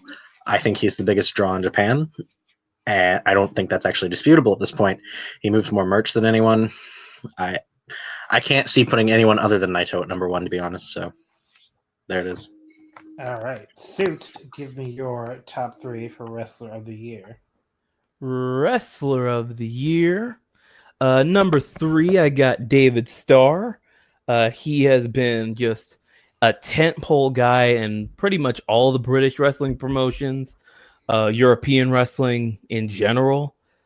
And as far as like an MVP status, like I can't think of anybody who's brought more attention and brought more just like notoriety to the British scene than David Starr, which is crazy considering that 2 of the 3 places he worked just completely didn't use him. Like Rev Pro, they had him like fired in like October before they brought him back this past weekend, and Progress just had him lose his last match to Jimmy Havoc for no reason. So considering all that, David Starr had a great year. 3rd place. 2nd place is Cody. Again, what would the company look like without him? On screen, off screen. He's just a fantastic ace. Just like all of us saw coming when he left. Just, yeah, he's had a great year. And then number 1, I went with the boring route and I picked Okada. Yeah, he drew. He had great matches. Yada, yada, yada. All right. So my Wrestler of the Year picks, I went with Kento Miyahara in 3rd. As others have said, All Japan might not even be there without him. And he had an amazing in-ring year. If All Japan had grown a little bit, maybe I could have gone higher, but that's keeping him in 3rd. Just the fact that the promotion was flat, but I'd be very scared to see what they would be like without him. So MVP quality definitely gets a bump there. Naito in 2nd, again, in-ring year was incredible. And like everybody else has said, he's still the biggest merch mover in New Japan by a mile. And I went with Kota Ibushi first. This might be a little bit of an off the board pick, but I think as far as like for that MVP quality, him finally signing a deal with New Japan felt like such a big moment for New Japan this year, where they lost all these elite guys to the formation of AEW. There's all these questions like, is Kota going to go over there with them, or is that it for him in New Japan? And that moment where he comes out and like says he's staying, the crowd is both so happy and like, there's people crying in the crowd, and there's like people who look so incredibly relieved. And that to me, like that moment really, first of all, was really important to New Japan's year. And, then they build around him for a lot of the rest of the year with winning the G1 and everything. And it really showed the value of him to me as far as like as a top star. And I think, as far as most valuable, like if he goes to AEW, which, as we, anyway, I can't say that, that on the air, but like if he had gone to AEW, I just think that would have been such a gigantic morale blow to New Japan to lose him right after you lose Kenny to this new promotion, as well as like a bunch of the mid carders and stuff. So, I think he was such a valuable part of New Japan's year of, keeping New Japan business in Japan so high, even after, the people left for AEW. And, he had a lot of the year built around him. He won the G1. So I think he was a really important part, and he had outstanding matches, all year long. So Ibushi, number 1 for me here for Wrestler of the Year. The final results: Kento Miyahara in 3rd with 44 points and 5 first-place votes. Okada in 2nd with 60 points and 7 first-place votes. And Will Ospreay wins Wrestler of the Year, 63 points. So just a very close margin there with Okada, and 9 first-place votes. So, as I mentioned before, about a day or two after this show goes up, I will post the full top 10s for every award on the Voice of Wrestling website. So look out for that if you want to see everybody else and where everybody else finished in the top 10s. But I wanted to at least give a day or two. We have to listen to the show to get the winners. So, all right, let's start plugging everything so we can wrap this up here. Kelly, what do your plugs look like here? All right. Well, you can find me on Twitter at Comic Geek Kelly with 1K. You can hear me every Tuesday night on the Panels on Pages podcast. We record live Tuesday nights at 9 p.m. Central Time. And then you can find me writing various things on the Voices of Wrestling. I'm gonna return to WWE reviews with Royal Rumble, so let's see how that goes. Uh-oh. I mean, I do like the Royal Rumble because you never know when the next entrant is just going to be John Zandig covered in jam. Could be number 30, could be number 26, could be number 1. You never know. Any of them could be John Zandig covered in jam. And go ahead and give me your plugs here, Thomas. All right. I write stuff for Voices of Wrestling. I should have a thing coming up pretty soon about the top matches from New Year's week in Japan. That should be going up once Noah 14 makes tape. And you can follow me on Twitter at Wrestling Ratings. All right. And go ahead, TJ. You can follow me on Twitter at ASPIR_. You can check out my Wrestle One podcast. It's One Wrestling Pod. It's about pretty much bi-weekly. This week, I'll be doing one in a few days that should drop about reviewing the December Cork and the Dismay tape. And for Wrestle One English content, you can check the W1_ENG and see all that's happening in Wrestle One through an English lens, I guess. Yeah, that's All right. it. Mongo. You can follow me on Twitter at Mongo_ebooks. The NY64 is wrapping up before this is posted, but there will probably be an NY64 for just 2019. So go to NY64 Tournament on Twitter for that. I'll probably be doing some more Monumental podcasts, but just look for that on my my main Twitter, along with all the Ariel Silk and Ariel Hammock videos and tweets about the Big Trump fundraiser, and who knows, maybe even another podcast about early Christianity. So, just follow that for weird stuff. Jeff. You can find me on Twitter at @smash_Ica. I am doing some podcasts on MMA and then probably a few on wrestling in the future with Forrest Sawa on his Patreon. He does a lot of good stuff on there. You should follow. You should toss him $5 if you have it. I am writing an article for VOW and waiting for that to get sorted out. So I'll probably post it on my page when it goes up. So. All right. And Suit, give me your plugs. You can follow me on Twitter at Suit Williams. You can listen to my podcast, Smart Sports, on Apple Podcasts or wherever you find your podcasts. And yeah, I'm on Voices of Wrestling writing as well. So check all that out. All right. And folks, we thank you as always for listening. You can follow us on Twitter at Omakase. Wrestling did not fit.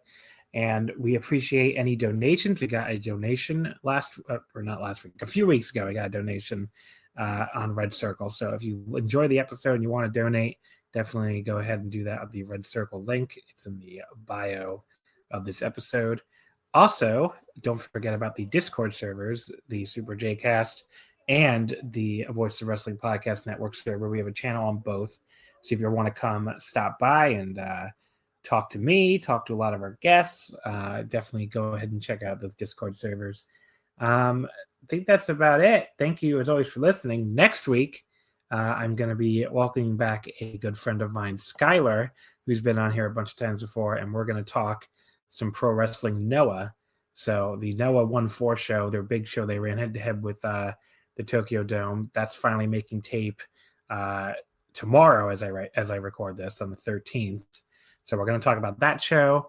We're probably going to talk about the 1-5 show as well.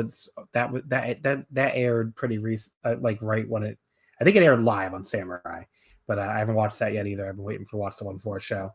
So we'll talk about those two Noah shows. For people who wanted more Noah content, next week is for you. So now that'll be next week's show. All pro wrestling Noah all the time. In the meantime, thank you as always for listening, and we will see you next time.